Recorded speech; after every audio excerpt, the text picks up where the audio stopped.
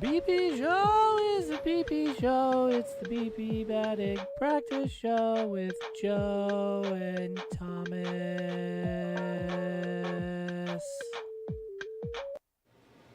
Happy Saturday at Heritage Financial Park. It's Game 5 of a 6-game series between the Aberdeen Ironbirds and the Hudson Valley Renegades. It's the BP Show. He's Joe Vasile. I'm Thomas Zinzarella. Renegades picked up a victory yesterday over the Aberdeen Ironbirds. Been a lot of close one-run ball games. We got another treat like that yesterday. 6-5, Renegades picked up the win, so each team has won at least 2 games so far in this series. Let's check out the highlights from yesterday. Leonardo Pestana got the ball yesterday for the Renegades and started off solidly in the first inning, picked up a strikeout against Ben Cosme swinging at a ball in the dirt, in which then the Renegades were off and running with 2 men on base. Double steal from Anthony Hall and Jared Cerna, throwing air from Samuel Basayo, makes it 1-0 Hudson Valley. And then the defense came out. A little slick 4-6-3 double play, glove flip from Vargas to Cerna, back over to first base. Renegades, who end up scoring the first 5 in this contest, got another Cerna RBI single in the second, was then tagged out at second base, trying to extend it into an extra base hit. And then Joel Valdez came in for Pestana, picked up the strikeout to Trenton Craig at second base. Antonio Gomez with 2 men on. 2 RBI triple off the bat of him made it 4-0. And then the very next batter, Christopher Familia, scores Gomez with this RBI single. Again, first 5 runs in the contest scored by Hudson Valley, in which Aberdeen had scored the first run in each of the first 3 games. Early offense was clicking for the Renegades last night. You mentioned Joel Valdez coming in the third inning. He turned in one of his best relief outings of the season last night. Went 2 2/3, racked up a season high for him out of the bullpen, 4 strikeouts, and helping the Renegades maintain the lead. Aberdeen, though, did chip away a little bit in the 5th inning. RBI single by Anthony Servideo, driving in Adam Hall to get Aberdeen on the board. They score a couple of runs against Valdez, but Shane Gray in after that. This throwing error was what helped bring in the second run for the Ironbirds in the top of the 5th inning. Just ball kind of got away on the throw to first base. Would have been an inning-ending groundout. Later on in the 6th, Shane Gray still in the game, double down the line. Ends up scoring Creed Willems to cut it down to 5-3. And then Aberdeen got within 1 run as this ball over the top of the head of Jared Wagner in right field. Score a run for the Ironbirds. They'd get within 1 run a couple of times. The Renegades were always able to get back and pad the lead. Yeah, Marcos Cabrera, this RBI single out to right field when it was a 1-run lead. Made it 6-4 as Aberdeen then got 1 more in this sacrifice fly out to deep left field. Just staying in the ballpark there, is Smiley able to chase it down. And then, again, made it a 1-run lead, but Mason Vineyard out of the bullpen goes the final 2 1/3 innings, picks up his first save of the season, strikes out Luis Valdez, and then Ben Cosme grounds out to end the ball game. And so Hudson Valley picks up a 6-5 victory over the Aberdeen Ironbirds as Joel Valdez picks up the win. Zach Peak was the loser in the contest. And tonight, another rehabber for Aberdeen coming on the hill, and Trey McGowl, left-handed pitcher, goes against Zach Messenger for the Hudson Valley Renegades. Messenger, the New York Yankees' number 18 prospect in their system, and Messenger started last week in Brooklyn after a few times off there in the last couple weeks. Yeah, we'll see. Renegades, by the way, it's Veterans Day. Mm-hmm. Happy Veterans Day. Renegades are going to be wearing these Nice. Veterans jerseys, the Hudson Valley Veterans jerseys today. And I'm feeling that it's going to bring some good mojo for Zach Messenger. And I'll tell you why. Last year, when the Renegades wore the Veterans jerseys, Richard Fitz took them out for Hudson Valley. He took a perfect game into the 8th inning. Wow. Last year in these Veterans jerseys. He was unbelievable, and I think a big part of that was the jersey. Yes. So I think the jersey brings good mojo. I think it's going to bring good mojo for Zach Messenger on the mound tonight. Now, do I think he's going to take a perfect game into the 8th inning? You know, that's an outrageous thing to say. Mm-hmm. But I'm also saying that it's not possible. Yeah, anything is possible here.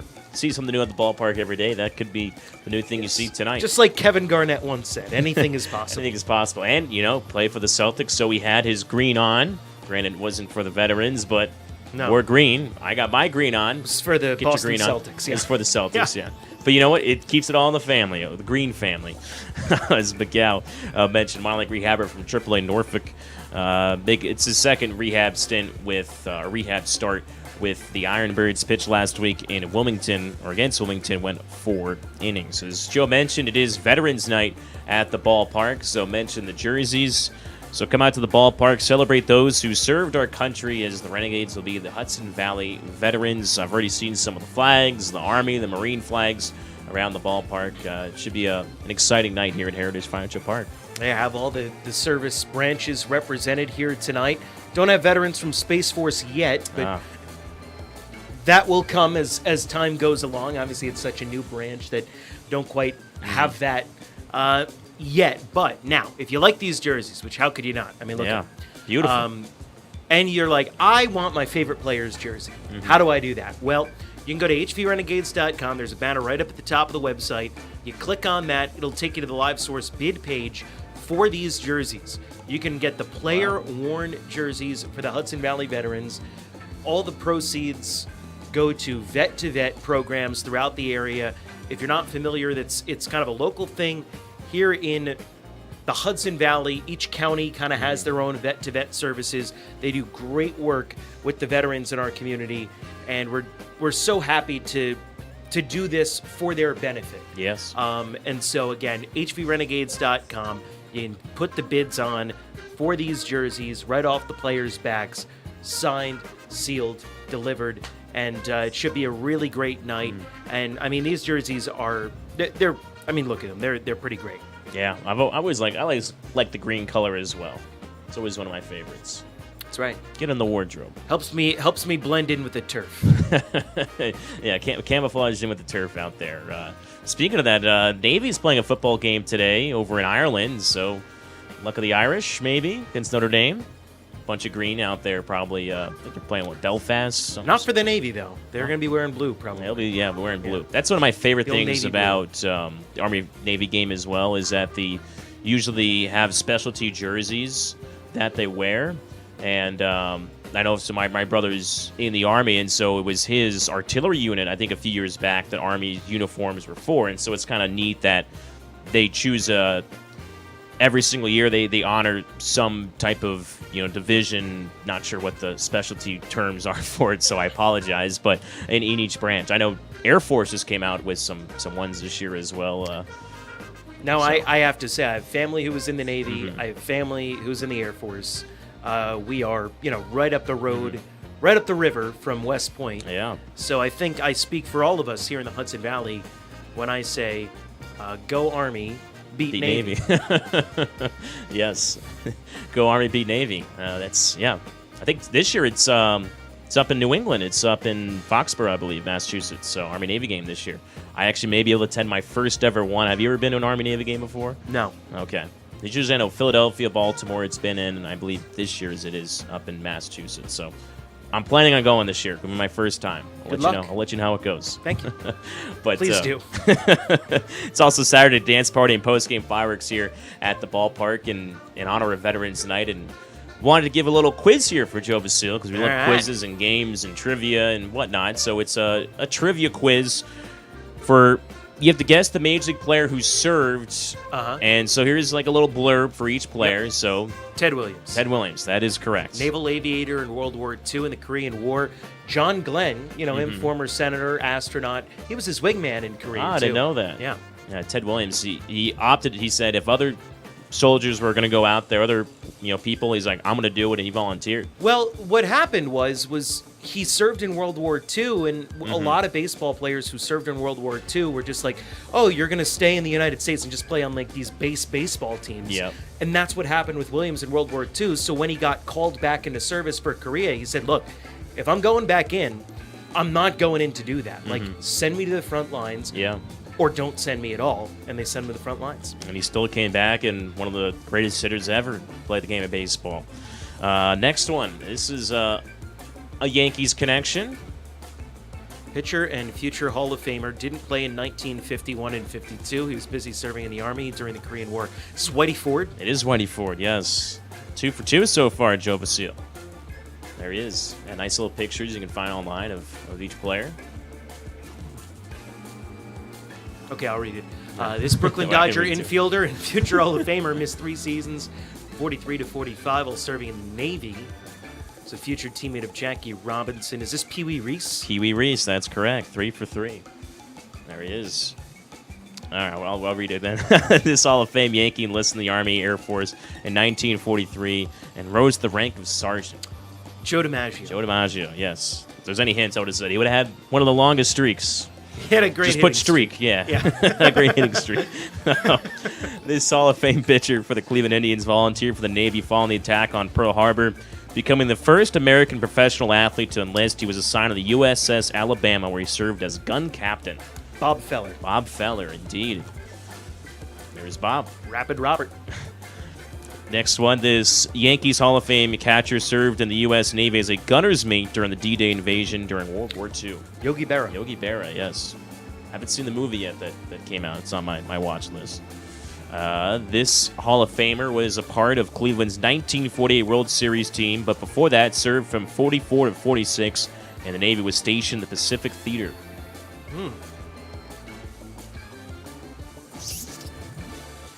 It's a tough one. It is. It's kind of a little. I can give This you a is- hint on this one too.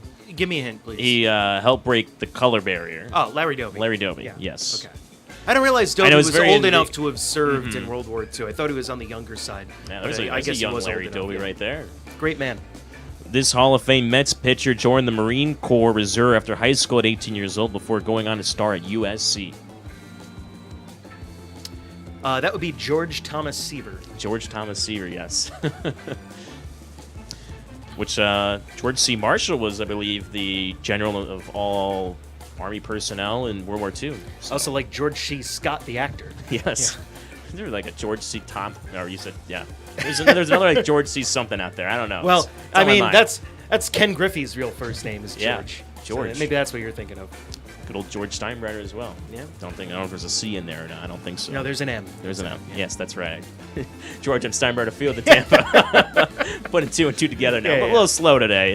It's all right. It is Saturday. It is in August. Long season. Anyway, was that the last one? That was the last All one. right. Yeah. So Joe, Perfect. Joe nailed them all. Again, Veterans Night at the ballpark. So, yeah, maybe you can look up some trivia and quiz your neighbor or take those questions and quiz your seatmate at the ballpark tonight then. Yeah, and you know, there was obviously baseball and the military are very intertwined. Like the reason why we do the national anthem before every game, that actually started during World War I.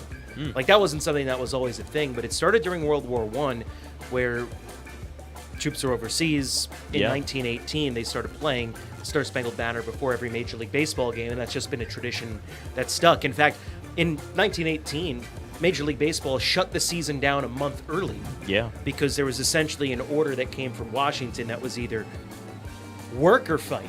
Yeah. So you either had to join the war effort on the home front or enlist. And so they ended up like shutting the season down in early September. And obviously a lot of guys served in World War II, Korea, even into the Vietnam era. So it's something that's really really very intertwined with the game of baseball. Obviously once the draft went away, then Yeah. you didn't really see that anymore. You had more of a professional military, but it's something that's just kind of always been a part of things since really the very beginnings of organized baseball. Yeah, I think it's one of the most fascinating things as well. Guys like, you know, Ted Williams and mentioned Joe DiMaggio, like all those guys. I mean, you look on Baseball Reference, and there's maybe the 2 or 3 years of, you know, obviously it says did not play, little blurb after it. Willie they Mays even missed yeah. the 1952 season early Yeah. on in his career because he was serving in Korea. Yeah, and they just went right back to it and just continued to hit. I mean, that's just one of the most incredible things, you know? Like, you know, you take 2 years off, all of a sudden you come back and hit 30 home runs and hit 330. I'm like, who is this guy? He hasn't seen a baseball, you know, in 2 years or something like that in the major leagues, and he's picked up right where they left off. And I think that's the most incredible thing, just like ever. Yeah. And it's funny because even back then, like guys would come back from the war being in better shape than they were when they left because of Yeah. all the training that they had to go through.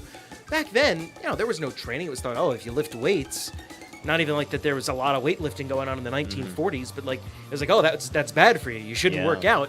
And then these guys, they'd go to the Army, they'd add some muscle, they'd come back, and they'd be in great shape. So once they shook the rust off, Yep. and a lot of them were playing baseball games, that was a big part of what the United States was trying to do, was to keep their soldiers physically fit through playing sports.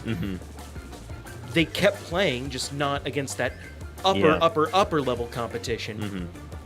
And then they put on all this extra muscle, so when they came back, they ended up being, in some cases, even better than when they left, if they were, fortunate enough to make it through the war, unharmed. Yeah, no, just incredible to see that, and still thank you again to all the veterans who served out there, and for you veterans now, maybe a chance to win 2 free tickets to the Renegades home game this season. There's only a couple more chances to use these tickets. Yes, that is correct. So got to be in it to win it. Renegades Pick'em contest, where Joe Vasile and I go head-to-head, and we go head-to-head with everybody at home, in which we did have a winner again yesterday. But first, I'll give us your score and then mine. I was going to say, I feel like I did pretty good yesterday. 28-0. Jared Cerna got 15. Jesus Rodriguez 4. Anthony Hall 9. The stolen bases were key. Renegades had 4 stolen bases yesterday, so that's where Hall got 5 of his 9 from. Cerna had a stolen base along with 2 hits. And so series is tied 2-2 between you and I. Tight. It's getting tight. It is very, very tight. And Richard Lewandowski, 29 points, just edged you out. Had Rodriguez, who had 4. Antonio Gomez, I think he's won the last 2 now, and Antonio's been a big part of it, had 17 points, and Christopher Familia with 8. Right in the hot hand. Yeah, 29-28, so just beating out Joe Vasile. Congrats, 2 free tickets to Renegades home game throughout the rest of this season. And again, how do you join? Just comment 3 players from the Renegades active roster on Facebook, YouTube, wherever you're watching before first pitch. We'll take them. There it is. Only one winner, though, can win each and every single night. So I believe Kyle Young finished with 28, so we tied with Joe. There's the point scoring system. Antonio Gomez, a triple yesterday. We've had a few triples now these last couple of games. That's the big 8 points. No home runs. Not many home runs, though. I don't think the Renegades haven't hit a home run in this series. I think there's been 1 home run hit by Aberdeen. That was Luis Valdez. Go-ahead home run 2 nights back. Pitchers have been dealing. Yeah. I mean, they've been doing a great job of keeping the ball in the ballpark. I mean, yesterday's 6-5 score, kind of the outlier. It's been a lot of low-scoring, competitive pitchers' duels. Yeah, I've seen 10 one-run contests this season between Aberdeen and Hudson Valley. See if we get another one tonight. Zach Messenger against Trey McGowan, left-hander minor league rehabber from AAA Norfolk. That's going to do it for the BP show for today. Against Veterans Night, Saturday it's party, and post-game fireworks.